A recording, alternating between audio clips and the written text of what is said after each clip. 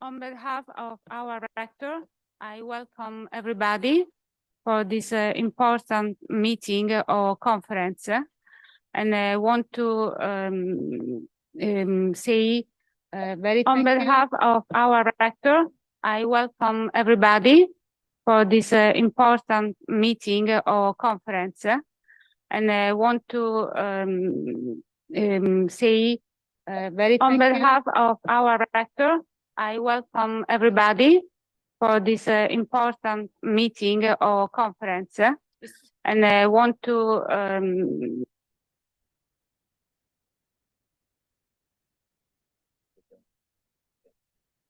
it's very important meeting, yes.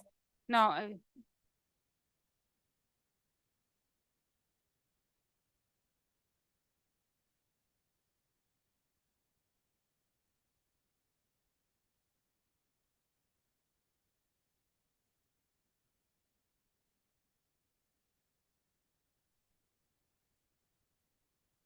Good afternoon to everyone.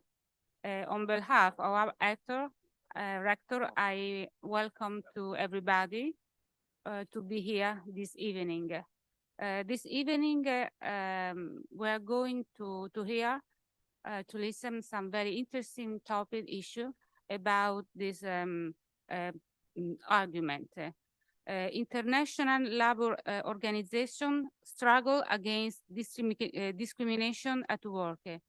In this conference will be here Professor Marco Moscella.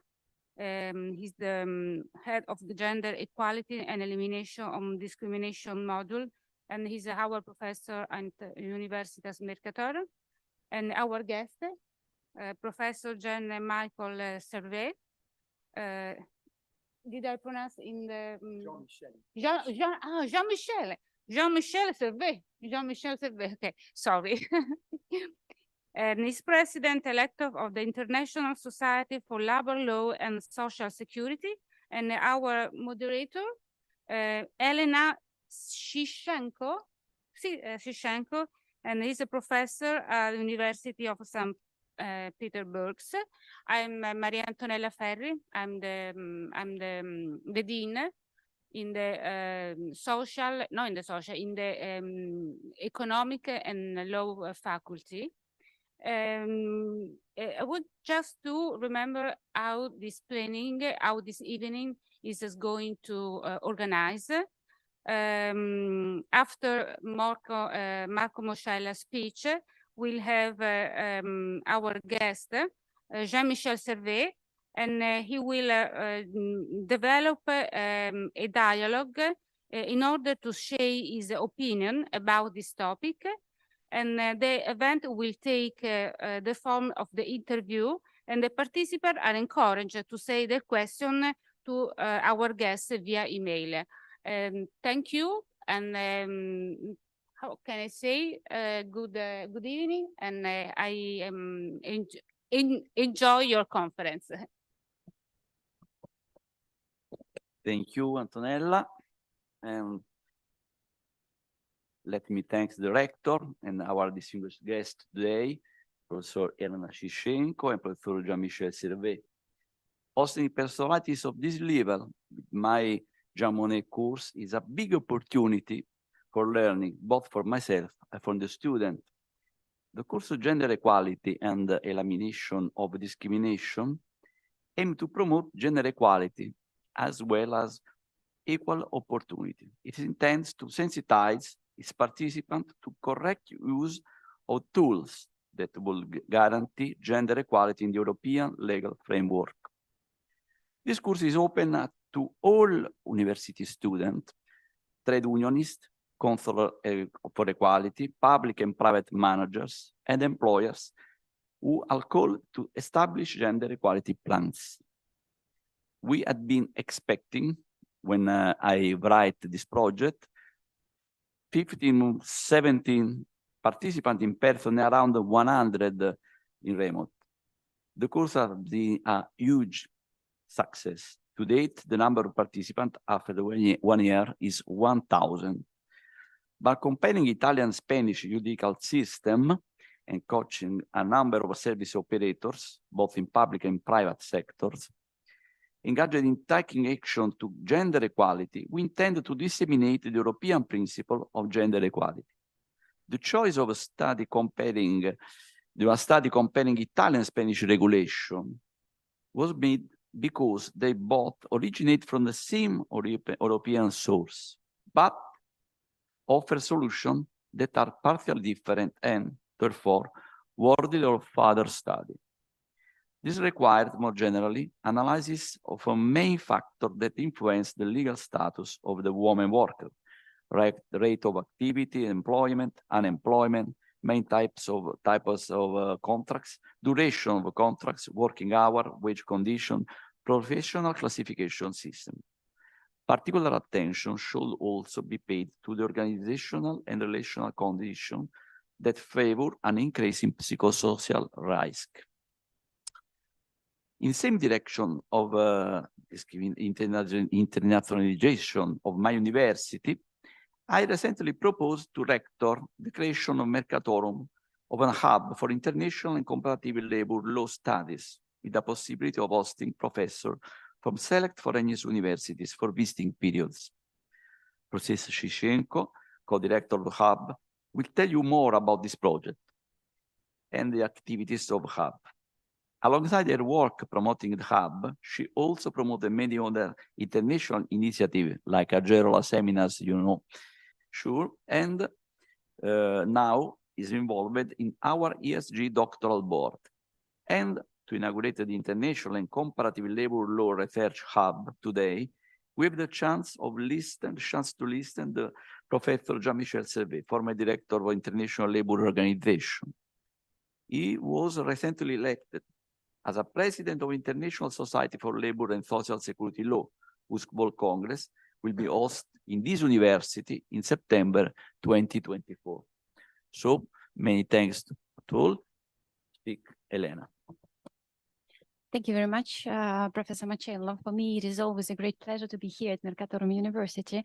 And I would like, first of all, to thank the university for the great support which they give to all our initiatives. And it's a huge pleasure to have Jean-Michel here, because we have collaborated already with Jean-Michel in a number of projects. And I think that we need to state that we created the online course on international labor law, which was available at Coursera. Hopefully it will be available soon as well. And also I thank you very much, Jean-Michel, because really each time when I propose something, you are very supportive. And I appreciated that very much. So I would like to start, before we are going to the interview, as Marco already stated that said about the idea of creation of an international and comparative labor research hub here at Mercatorum, I would like to say something about this idea and how we are going to proceed. First of all, we were thinking about creation of a platform which would provide available resources for lecturers, for visiting scholars from all over the world. Because actually now the world is so much divided that we need such a platform to be able to communicate with each other. And we have an idea of creating the database of sources for the comparative labor law research. So actually each visiting scholar who is going to represent each country, for example, from Brazil, Russia, Ukraine, or whatever, is supposed to deliver a set of documents which would be uploaded in the database of the hub. And it will be available for anyone who is interested in international or in comparative labor law research. Also, we are going to hold a number of events inviting the key speakers, the key professionals, the key experts in this field. And the first one to come is Professor Jean-Michel Servet. So hopefully we will have a lot of opportunities to meet with Jean-Michel also within the Research Hub, and also definitely organizing the ESSL Congress in September next year. So I think now we'll come to the interview. Again, this is the form which we already practiced in St. Petersburg a couple of years ago. So Jean-Michel, I would like also to add some words that you are, I think, one of the brightest scholars nowadays. And I really enjoy working with your textbook on international labor law, and also put it number one in the bibliography for my courses in international labor law. And it is a huge pleasure for me today to ask you questions and to speak together about the problem of discrimination and the approach of the ILO to this issue. So the first question which I wanted to ask is, how would you define the concept? Because starting with to speak about any legal phenomena, we have to define the concept. So how would you define the concept of discrimination and equality? Before answering the question, which was specified times Professor Boccella and the university.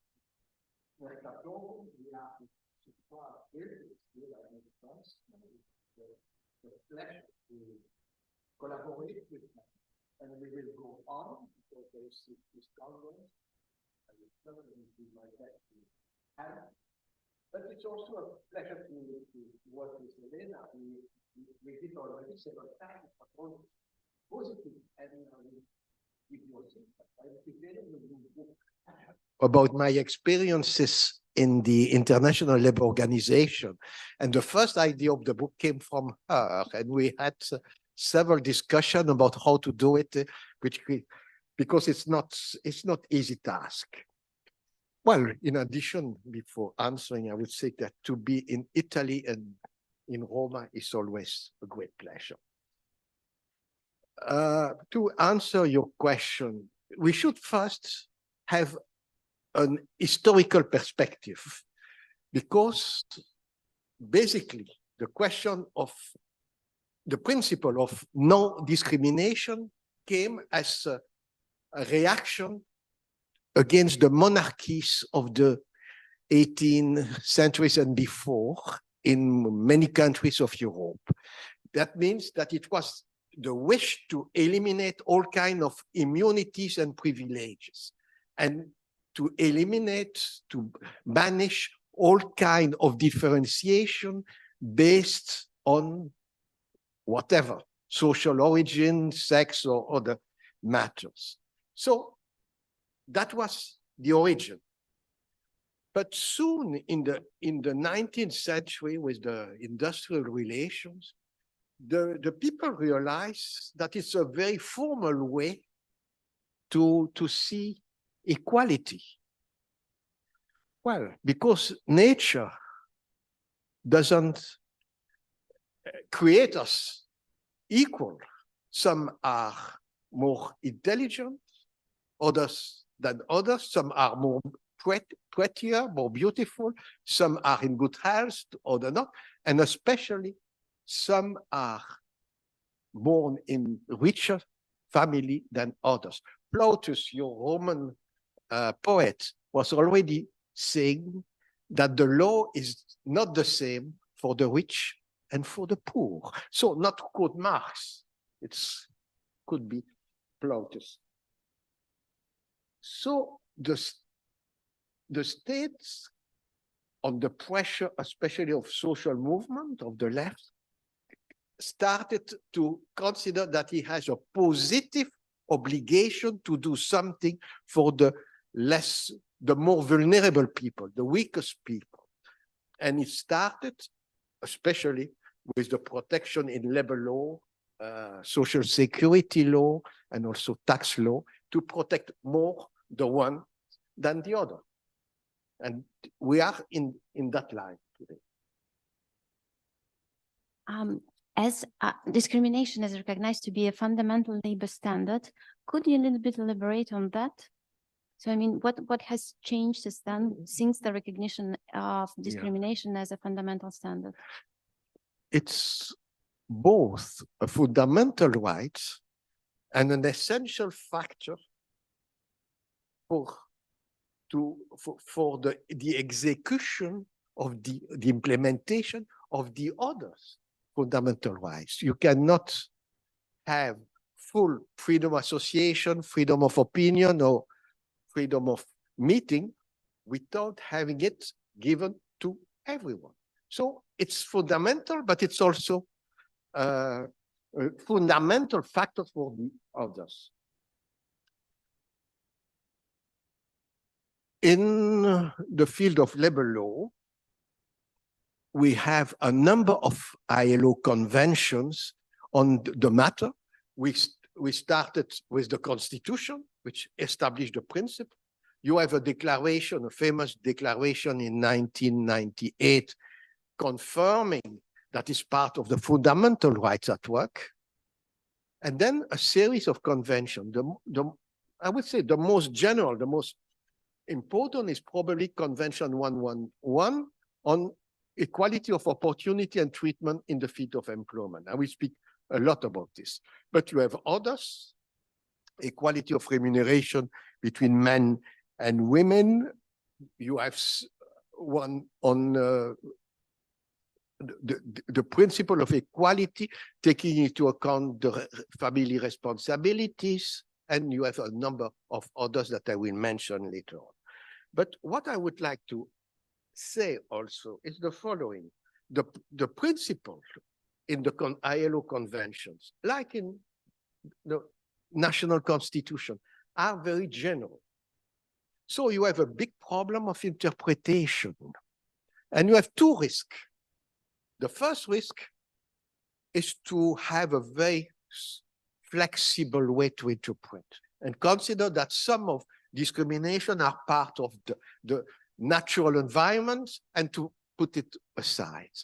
But you have another risk also, and the risk to have a fundamentalist interpretation and to try to go very far to try to have this equality, while at the international level, you have to take into account also of national context. So it's extremely difficult, and I will come to concrete example later on, to find a good balance. We should promote equality, but we should not go so far that the country, for example, as there are examples, would denounce the convention, saying that far we could not go. Thank you. And could you explain in the at the outset what kind of to introduce how ILO struggles with the discrimination? So how would you introduce Yes, this? and I will base myself on Convention 111 and the definition the instrument gave to discrimination or to the promotion of equality, rightly. Any distinction, exclusion, or preference made on the basis of race, sex, religion, political opinion, national extraction, or social origin, which has the effect of multiplying or impairing equality of opportunity or treatment in employment and occupation. So you have the causes of discrimination, you have the protected area, labor, what it means, or employment, you have the discriminatory act or situation, the scope, and finally, the implementation. And let us try to go one by one on this. And after this part, I suggest that we move to gender equality and take example of the difficulties to implement this principle in the field of gender equality. Thank you. And could you speak a little bit more about the different grounds of discrimination which are fixed in the Convention 111? Yes, the first mention is race of the color of the skin. And it, of course, it focuses on minorities. But if you think of it, it's less the race itself of the color of the skin that the negative values, the discriminatory, consider the victim to embody. So he said he's of this race, he should have this kind of shortcomings. And this is the problem. You no need to explain the gypsies, the Jews at one time, the Arabs, etc. There are some negative values which are stick to them and which are not justifying, but always it's focused on minority. The second is the national extraction. What does it mean? It's not the nationality. Nationality is something different, and you have different convention on migration. And the countries has the right to say we prefer to accept, I don't know, Belgians than Libyans. That's part of the, Belgium is not a good example because we are part of the European Union. Let us say Indians than Libyans. So that's another issue. Here, it covers two things. The first is the naturalized person. I am Swiss, but I'm from Belgian origin.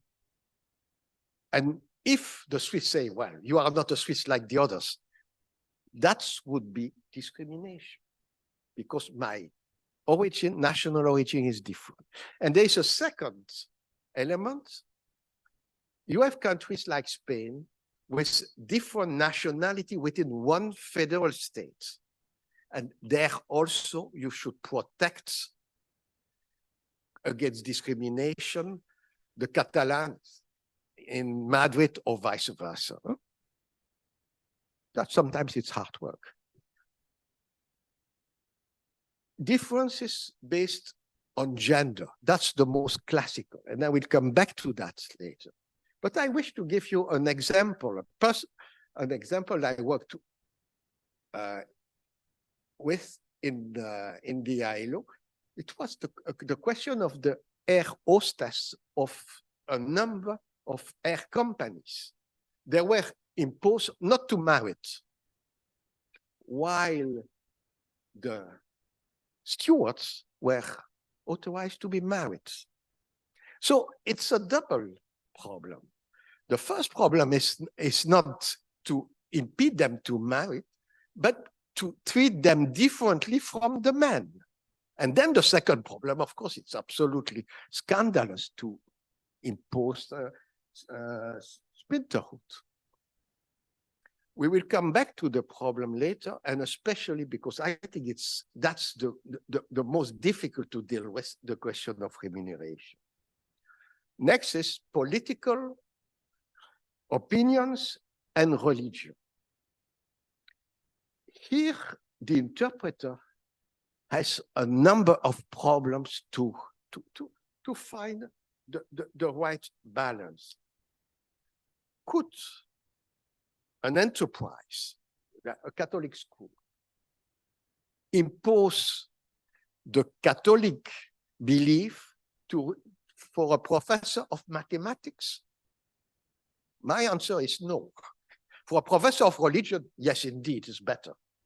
But for a professor of mathematics, you have not the link between the qualification for the job and the prohibition. But you have the other problem. Could a Muslim, he has to pray 5 times a day. Could he put his work aside and pray during his working time or not?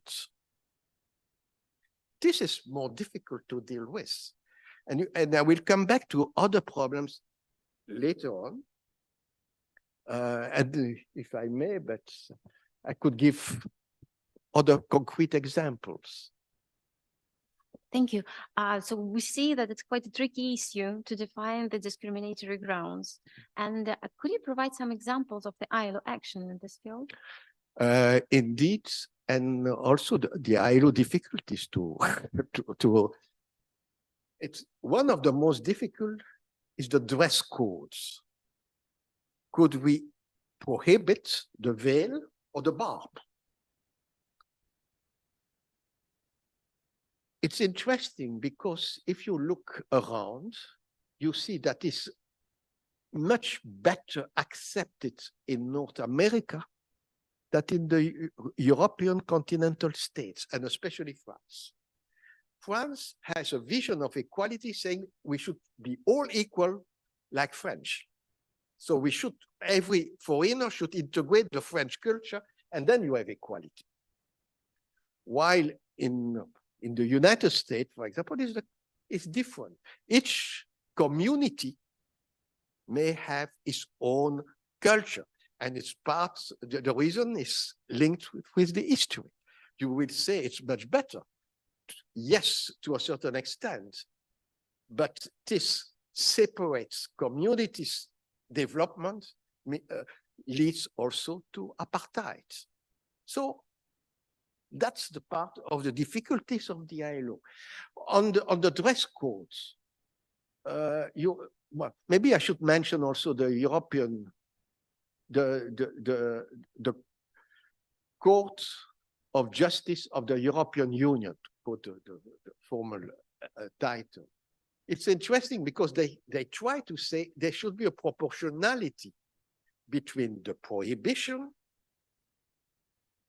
and the employment. That means only we can impose limitations which are necessary for the job and to apply them strictly to what is necessary, nothing more. But when you have a bank employee in contact with public, could she have a veil or not? It's not easy to interpret it. The ILO has I would say, a more flexible approach, basically because it's a universal organization. He has to take into account all contexts. So he said it should not affect the access to job or the quality of the job, or even for students in Turkey, for example, the fact to have or not to have the veil should not impede them to have access to university. So what I try to show you, it's how difficult it is to manage this. And it's more and more difficult with the time, because we have now a lot of international mobility with what is called globalization. So the problems are multiplying of this kind with the shock of cultures. You have still, but you had especially at a certain time in Europe, and I was very much involved in all that, a political problem of discrimination. In West Germany, in some landers, if you were communist, member of the Communist Party, no way you cannot enter into the public sector, including as a postman. So that was criticized by the ILO, saying, no, there should be a link, again, between the job and the impediments. For a teacher, could be sometime, but certainly not for a postman. You had that on the West. Same in the East. Forget to be in many countries. I worked especially with East Germany, what was called Czechoslovakia at that time, Hungary, etc. If you are not communist, you would have problem, including at the university level. You will not be able to choose freely the faculty where you wish to register. And I have even seen in writing in East Germany an article saying that I would say the affiliation of the parents to the party should be one element in the evaluation of the notes for the student at their exam. It was beyond what we can imagine. The objective was to put the bourgeois out and to have the workers first. I'm a little bit simplifying, but that was the approach. So in both sides, it was strongly criticized by the ILO with some successes. I remember that we had some successes in Hungary. I had a very interesting discussion once saying, well, and you, minister, when you have to appoint the director of a public enterprise, is the affiliation to the Communist Party an obligation? He said, no. We prefer to have someone which is really productive. But if he's Catholics, we would just ask him to go to a church, not in his block, but in another part of the town. You know how sometimes things are moving. That's it. Thank you. And returning to the definition of discrimination and to the list of discriminatory grounds in the ILO Convention, because the list is not, it's closed, but there is an opportunity to have other grounds stipulated by the government, and perhaps also in some other instruments there are some other grounds of discrimination. Could you elaborate on that, please? Yes, you have a number of other conventions on freedom of association, of workers' representatives, on disability, on people with family responsibilities, on AIDS, sexual orientation, and ages. And on age, there is an interesting debate again. Could we impose a mandatory age for pension, for retirement? Yes or no? Is it discrimination or not? Again, if you go to the United States, they say no, no way, it's discriminatory. In Europe, till recently, it was more or less accepted that at around 65 for men, a little bit before for women, you should retire. But things are changing in the sense that now it's become more flexible, in line with an ILO recommendation on the matter. Saying we should, again, it's extremely difficult at the international level to ask for a change. We cannot send blue casks, blue helmets to change the legislation or the practice there. So we should try to convince to go. And sometimes it's a little bit frustrating, but it works. Are there grounds of discrimination outside of the instruments that you have mentioned? Yes, in some countries like Spain or Belgium, you have language. You have others, private life. You have a very quiet life, or you are more of a kind of Don Giovanni if you are a man, and should that have an impact on your job? What else could I say? Illness, of course, or condemnation by a court. You had a condemnation because you were stealing in the cash of your sportive association. If you are an accountant, that could has a clear link with the job, so that you could be put aside. But if you work in the archives, there's no clear link. So in that case, it could be considered as discrimination. So this is, again, the principle is always the same. This question of proportionality. You see, if the objective of the prohibition or the measure is legitimate, is the answer is yes, you could do it, but strictly for what is necessary to reach this objective, nothing more. Mm-hmm. Thank you. And ILO Convention 111, it covers employment and occupation. And could you elaborate a little bit on this? How do they understand employment and occupation? Yes, employment is contract of labor or the equivalent. The employment statutes.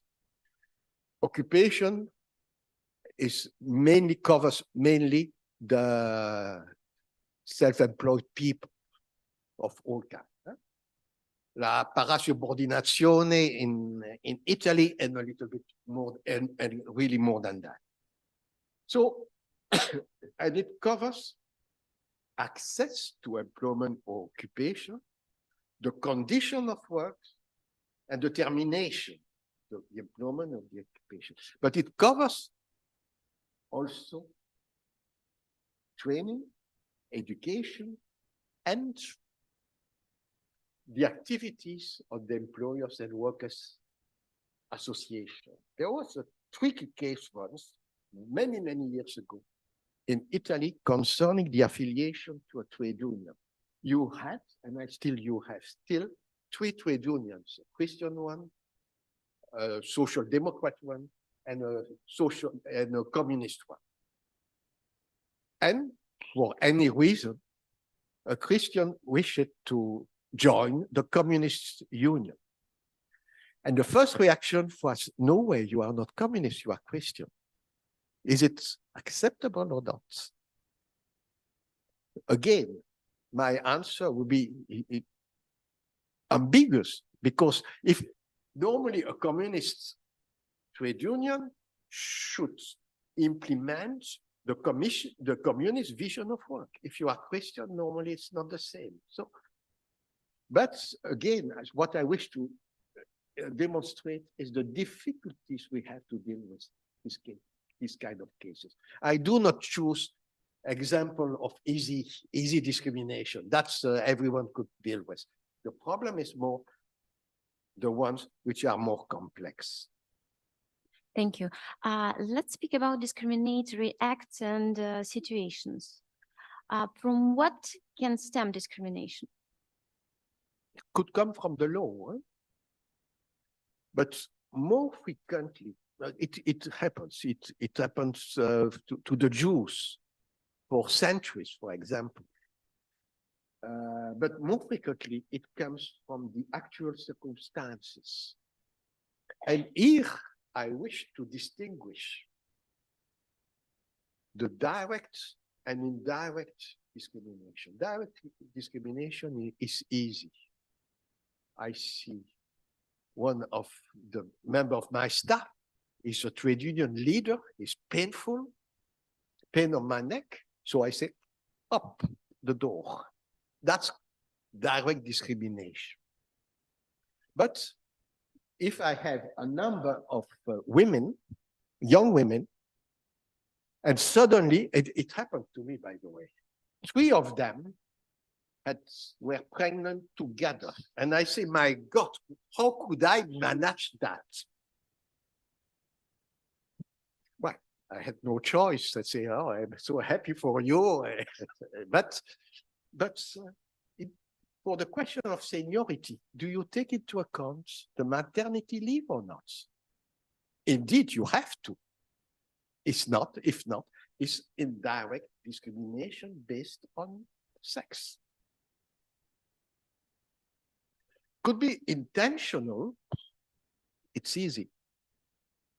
It could be non-intentional. It's much more difficult. I remember a case I had to deal with. It was an enterprise making biscuits in Brittany. And in Brittany, in France at that time, at least, everyone was Catholic. So the boss was a family enterprise, and the boss every Sunday was going to the mass. And when he needs some new staff, after the mass, he was asking the priest, do you know a family, a good family, and in need, or is there any possibility to have that? And he had, with the result that 95% of his staff was Catholic.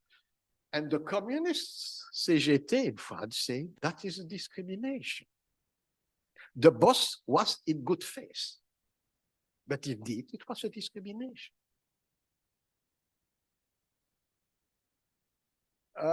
Another question. If you look at the European Directive of Violence and Harassment, they say that is discrimination. Could be, but it could not. It could be not. What I maintain is that the cause of the harassment or the violence could be the sex or any other social extraction, etc. But it's a punishable act even without those causes. It's punishable in itself. So we should not confuse the two, because if you do, you limit the coverage, the scope of harassment and violence. Thank you. So we were speaking about what is discrimination. I think now it would be interesting to know how ILO treats what is not discrimination, because it is also fixed in the text of the convention. Could you kindly comment on this? Yes, there I had vaccination 2 days ago against flu, and there is a problem there in my throat. There are three main exceptions. I have already mentioned quite extensively. The first is the qualification of the job. I remember a case. It was a Protestant hospital in Norway. And the requirement for any job was to be Protestant, Lutheran. And a gardener was complaining because he said, I do not see the link. And the question went up to the ILO, which was saying, indeed, it's a discrimination. There is no link between the requirement of the job and the rule imposed.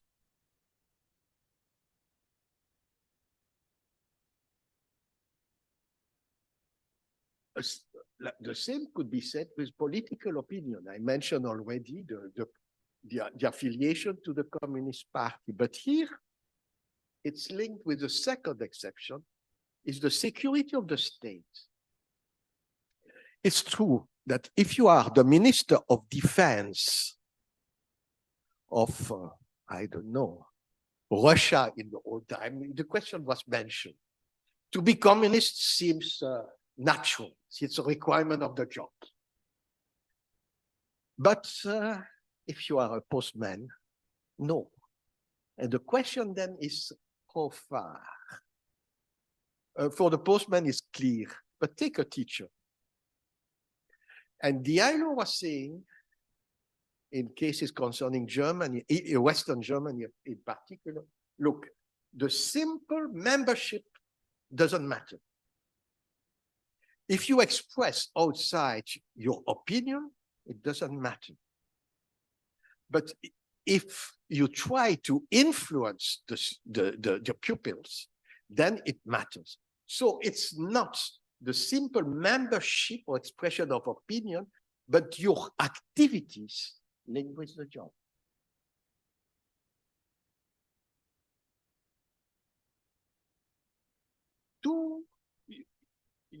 You see that most of my examples here are at the borderline. It's difficult. So the ILO Convention considers that there should be an independent body to deal with the complaints. The ILO is not mentioning only tribunals, because more in the Anglo-American tradition, some administrative bodies, but totally independent from the public authorities, are also dealing with those cases efficiently. And then the third exception, I mentioned it quickly at the beginning, it's a special measures of protection for some people in need of assistance. It could be the age, teenagers, elderly people. It could be still in some cases, but we will come back to that later, sex, family responsibilities, disablement, and social status. The big question of the castes in India, for example.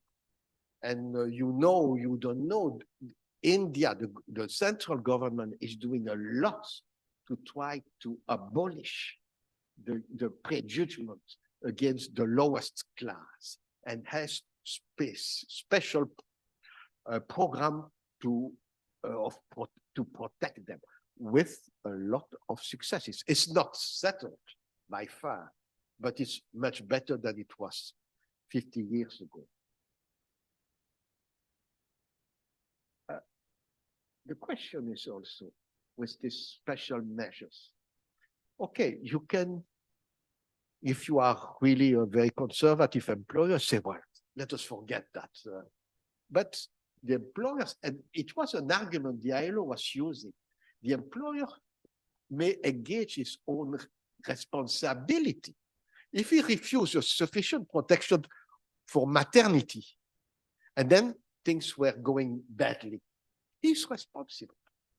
He has to pay, and he has to pay much more than expected, I would say.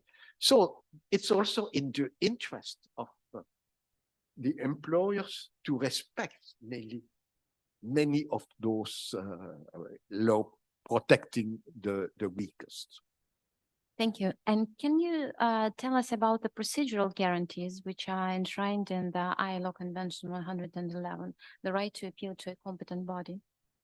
Yes, and you will tell me if I speak too long. And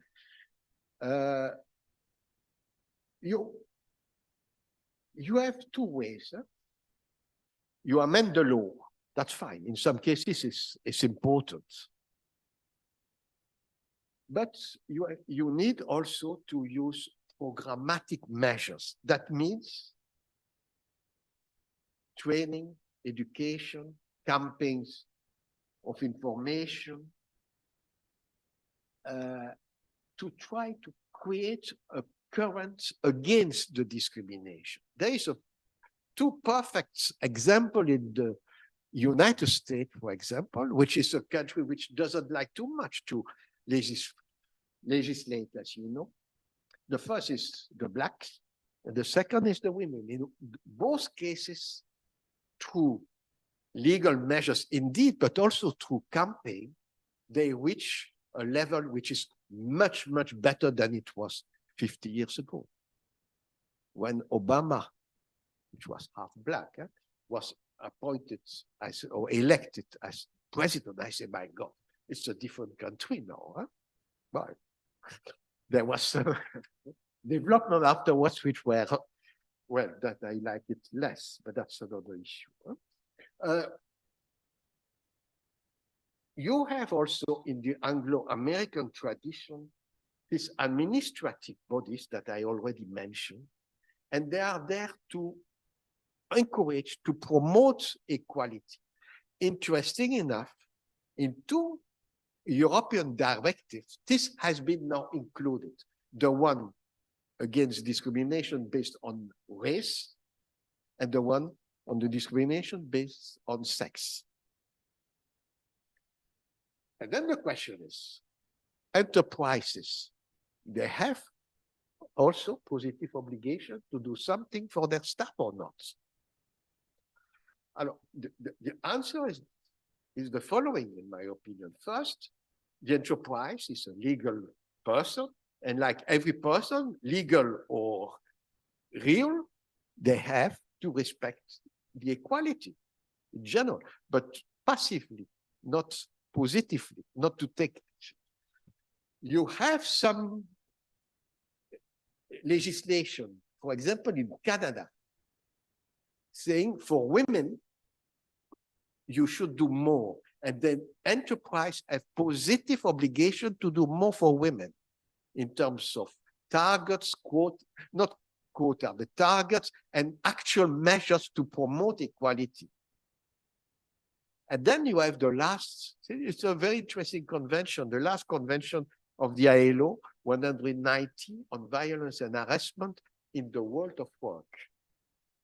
And there you find also a positive obligation of the employer to do things to avoid this kind of problems, including in case of discrimination. This being said, it's many things depend, and that's my experience, on the cultural circumstances. You take two countries, Belgium and France, same traditions in many cases. In Belgium, anti-union discrimination, practically never. In France, a lot of them. More in the past, but still.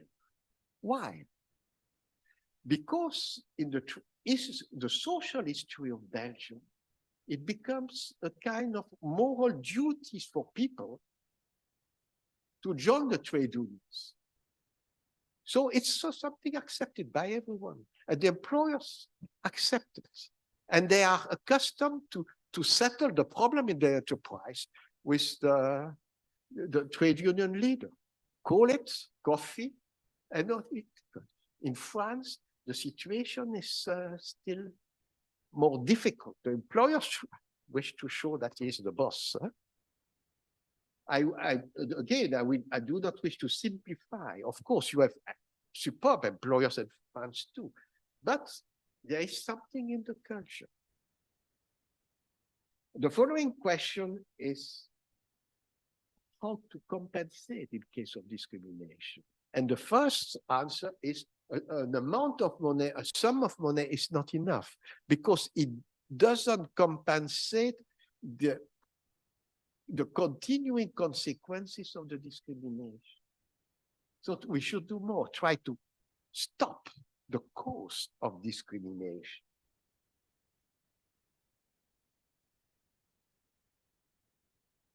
And I have seen some employers considering that a sum of money is like erratic tax, I would say. They will pay it if there are sanctions, but there are pretty good chances that they will never be sanctioned. So, okay, 100, they will pay. That's it. So to avoid this kind of cynical answer, we should go beyond and not only to compensate, but to try to eliminate the cause of discrimination. To avoid also that the victims were afraid to have negative consequences of their complaint. Or, as I have seen several times, problem with the colleagues of the victim, which are refusing to obey to instructions which were discriminatory. They should also be protected. Thank you. And let's speak about the obstacles which the victim might face in the course of the claim of discrimination. So in your opinion, what are the key obstacles which arise when the person would like to make a claim before the court? Yes, but any lawyer understands it. The problem is the problem of the proof. To take back my example on Trade Union Discrimination Act, if I am a little clever, I will never say that it's because of his trade union activities. I will say he was smoking in the toilets and he was coming late regularly. So that's the reason. The problem then is how to prove that the discrimination and to prove an intention, which is something in the head only. So it's extremely difficult. And we go to non-intentional discrimination, how to prove it. So if you look at the measures, you have some judges and some experts of the ILO advising, saying we should look at the tests for recruitment, at the questionnaire. I have seen questionnaires saying, by the way, have you a political affiliation or trade union? No way, no way. That's discrimination. No. Statistics, like in the case of the French enterprise of biscuits, 95%. That's a click. But beyond that, we should see what is the system of the proof. Traditionally, in written law country, in civil processes, in civil judgment, the judge is passive, is waiting for the proof. It's not looking. While in the Anglo-American system, is investigating. So it's much easier in the Anglo-American tradition to find the real reason. With the consequences, is if you look at the European directive again, they have now come to a solution saying the supposed victim, the alleged victim, and the employers should share the burden of the proof. It means that if there are some indices that there should be a discrimination, the employer has to justify himself. I have seen in Australia example or the cases when there was the reversal burden of the proof. The employer has to prove That's fine for a trade unionist, but for an employer, it's extremely difficult because again, he has to make a negative proof that he is not doing that, which is extremely difficult. So the best, I think, is this solution to share the. Thank you. And I think that now we can come to the issue of gender discrimination, and also kind of to underline that this interview is taking place within the Jean Monnet module on gender discrimination. Do you think that we can take an example of gender discrimination to kind of understand better what is the ILO approach to discrimination and to specific ILO actions in this field? Yes, the ILO, and for more time that the European Union, for example, where the countries are more homogeneous, had a difficulty to balance between two approaches, objective. The one is protection of the women. And that came from very late because of the feeling in the 19th century, beginning of the Industrial Revolution, that the women is weaker than the man. And they were even assimilated to children. The children and the women were the first to be protected. I pretend that it's because it was easier to go through in the parliament for that than for the man. But nevertheless, there was a kind of belief that they need more protection.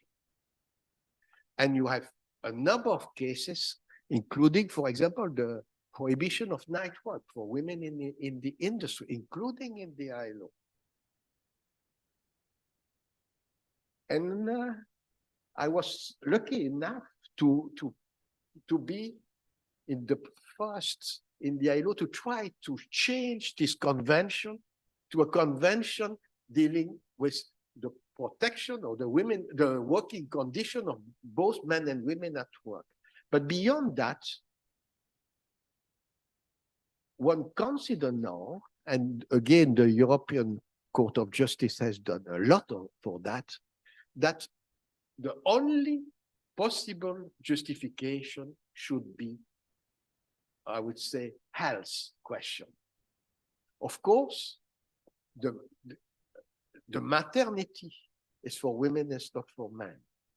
So, and it should be protected. And not only the mothers or the pregnant women, but also the women which has still the capacity to become mother, the future mother, and possibly even all women. If we take this approach, we should also look at the men. Could be sometimes a need to protect men. I remember once I had a colleague saying, look, what I saw in a Swedish newspapers.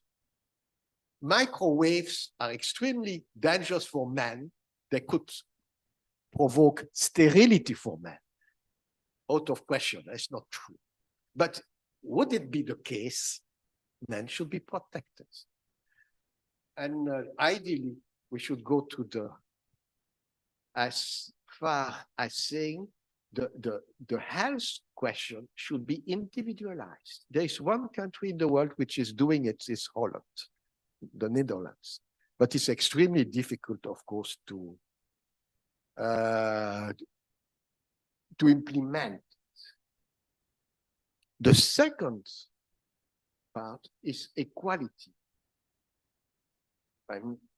Convention 100 of the ILO is famous because they say we should have equal remuneration for work of equal value. What is equal value? Again, if I have time, I give an example.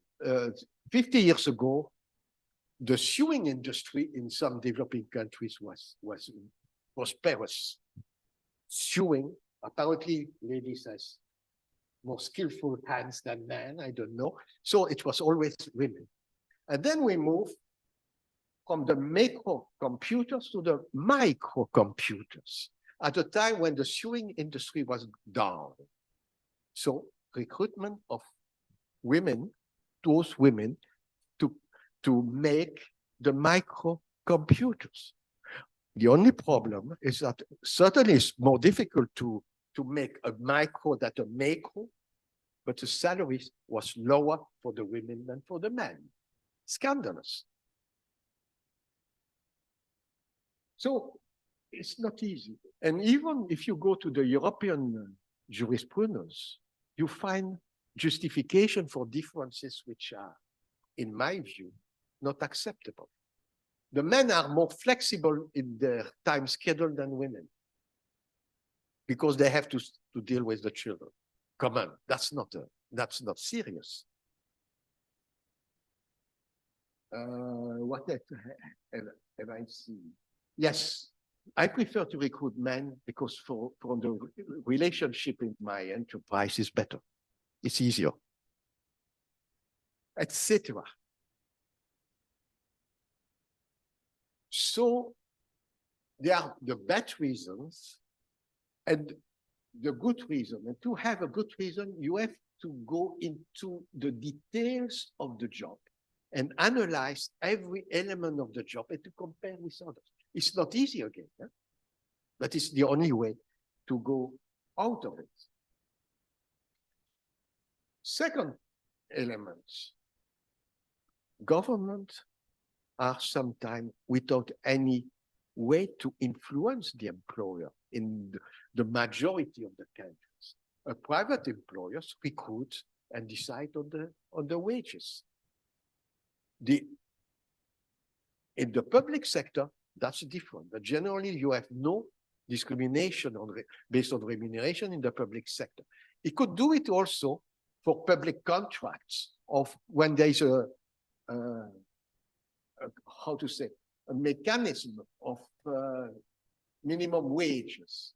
In that case, the employer, the government may influence the employer, but in other cases, it's extremely difficult. And I would say that the gender gap is still there. It's less than before I would say, at least in the most industrialized countries, but you have still between 8 and 12% less for women in the declared wage.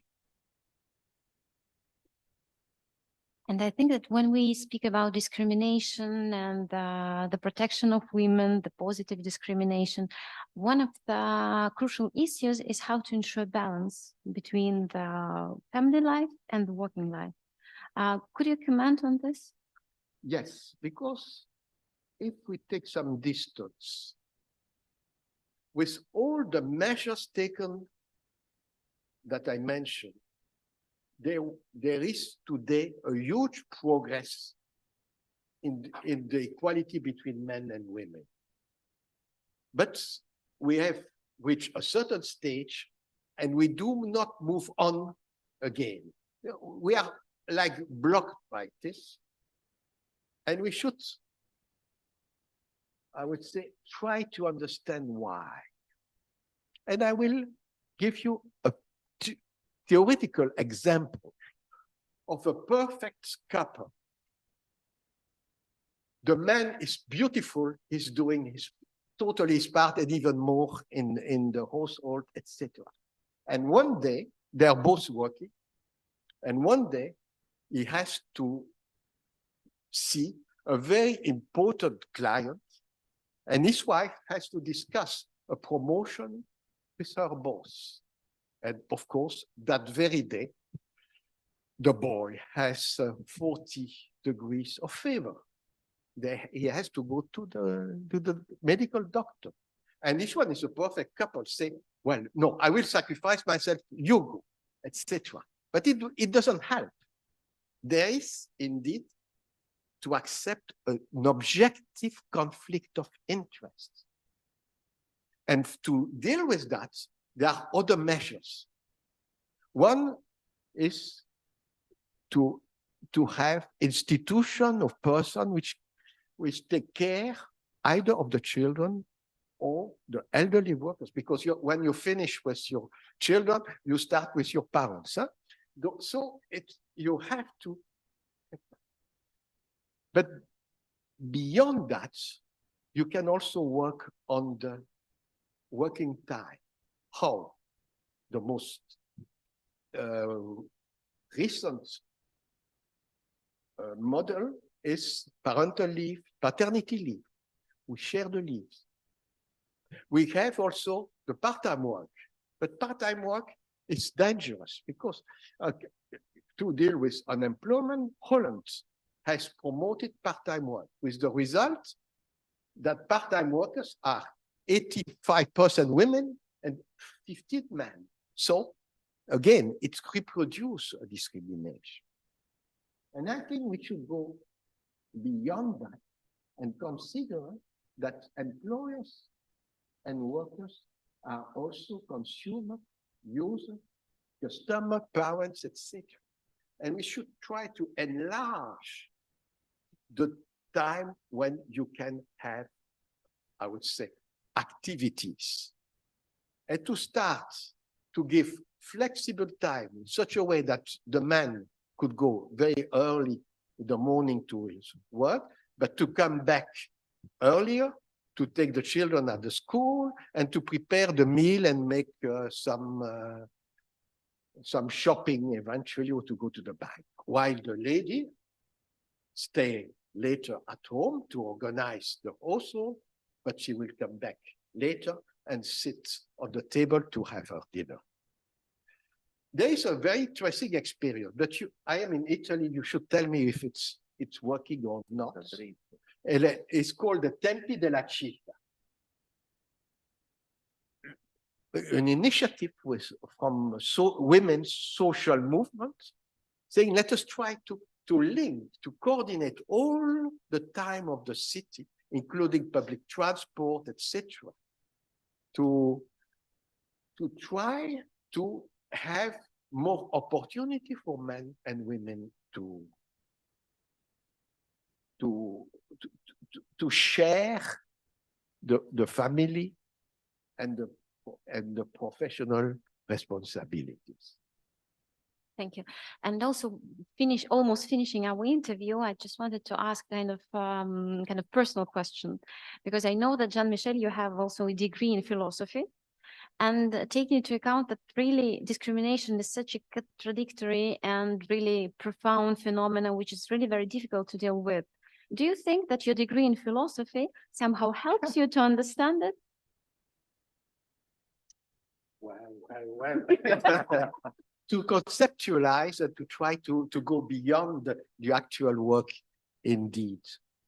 And what struck me is the gap between the proclaimed value of all governments and the actual implementation.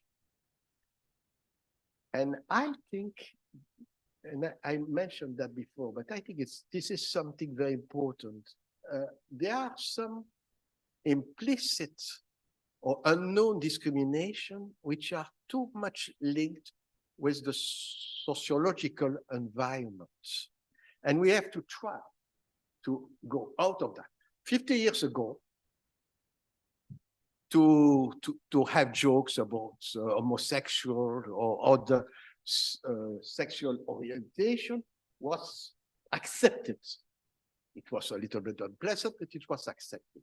No, not at all. So there was a change. And there are others. Political discrimination were very much acute at the time of the two blocks in the world. No, much less, I would say. It could come back. Huh? And in some country, indeed, it comes back. So everyone, I would say, the judge, the administrator, the employer, the trade union leader, you and me, we have to try to take a little distance to say, is it really normal this? To do it today, but to do it every day, because I also think that it's a work, an activity to always to start again. You will never get rid of a kind of another discrimination. It's not to disappoint you, but one is settled on one side, it comes back to the other. Unfortunately, I think it's part of the human nature. Thank you so much. So summing up and concluding this wonderful interview, again, thank you very much, Jean-Michel, for the time spent with us. I would like to say that it seems like not only we need degree in law, degree in philosophy, but also perhaps degree in sociology Of course. to be able to understand Of and cope with course. this phenomenon. And also, unfortunately, lawyers will always have a job to tackle discrimination. However, it is good that you have pointed that there is a certain evolution in the perception of discrimination, in the norms which were adopted by different nations, and in the ILO approach to this issue as well. And I think indeed that the example of the Night Work Convention is a great sign of this evolution. Because now we see that the majority of countries have already denounced this convention, even though they have ratified it in the beginning of 20s. So thank you all very much for participation in this event. Thank you, Professor Marco Macello, for organizing it. Thanks a lot to the University of Mercatorum and technical staff for being with us today. Thank you all. Bye. Thank you.